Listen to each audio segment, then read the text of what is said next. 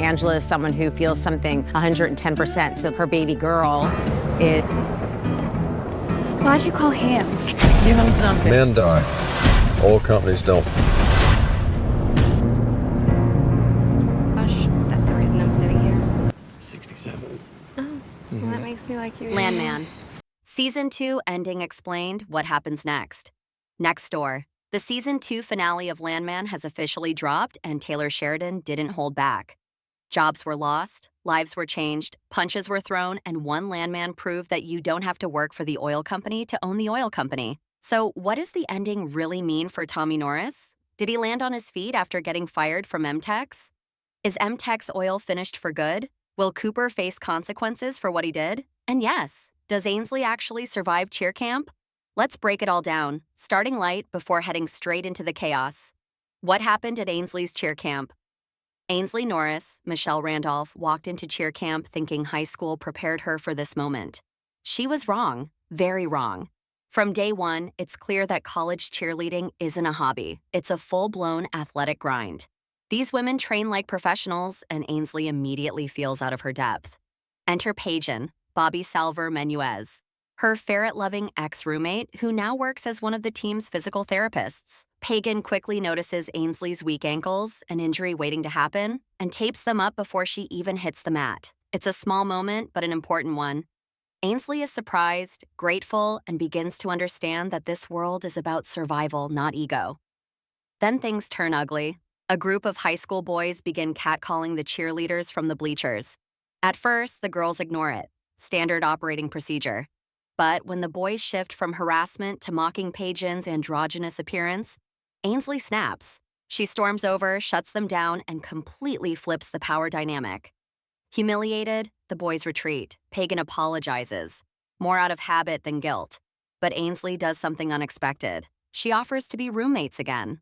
On one condition. The ferret gets a bath. It's a small but meaningful victory. Ainsley finally standing up not just for someone else, but for the person she's becoming.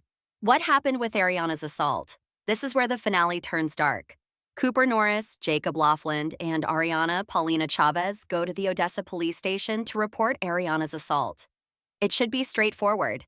Ariana is the victim. Instead, everything flips. Because after Cooper brutally beat Ariana's attacker, Johnny, Mike Harkins, the man ended up in the hospital and later died. Security footage shows Cooper striking him 17 times. More than enough to cross the line from defense to potential homicide. Suddenly, Cooper isn't just a witness, he's a suspect.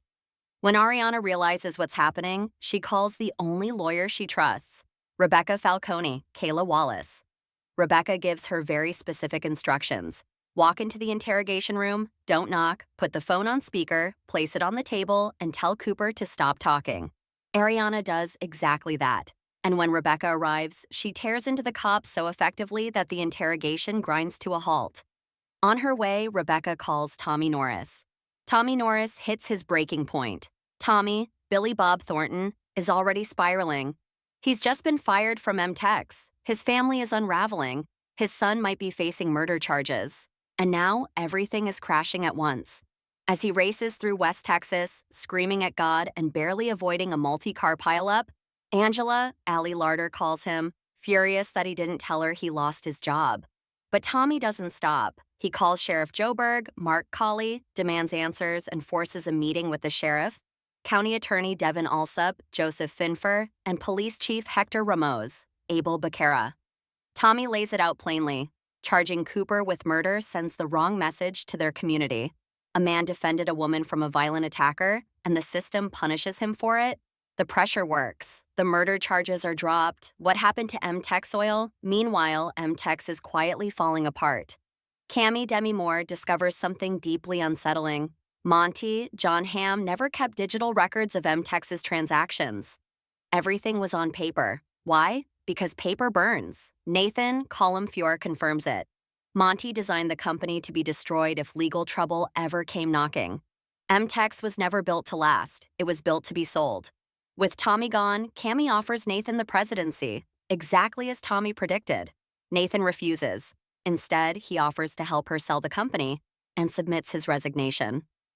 M-Tex Oil is effectively finished. Does Tommy find another job? Not exactly. He builds something better. With advice from Bob, Colin Ferguson, to do everything clean and legal, Tommy borrows $44 million from Galeno, Andy Garcia. Then he calls everyone together at one of Cooper's wells. Every well they drilled hit oil. They own the surrounding leases. They don't need M-Tex. They already are an oil company. Tommy offers everyone a choice. Join him as profit-sharing partners. Then he drops the bombshell lineup. Cooper Norris, President Tommy Norris, Senior Vice President Nathan, Treasurer Rebecca, COO and Chief Counsel Dale, Head of Exploration Boss, Crew Chief TL, Oversees Drilling Ariana, Office Manager. The CTT Exploration and Cattle Company is born. The Landman finally becomes his own landman. And for once, even God can't ruin his day. Who was Judy Ann Prachiel? The finale is dedicated to Judy Ann Prachiel, known as the Nursing Home OG. She passed away on December 18th, 2025, and was closely connected to Taylor Sheridan and his family. She was also a devoted fan of Yellowstone, making the dedication deeply personal. Is Billy Bob Thornton leaving Landman? Short answer, no. Despite rumors after Tommy was fired in the penultimate episode, Thornton is not leaving the series. The character of Tommy Norris was created specifically for him, and the show has already been renewed for Season 3. If Billy Bob Thornton ever leaves Landman, the show likely ends with him. For now, though, we're getting at least 10 more episodes of Tommy Norris running things his own way.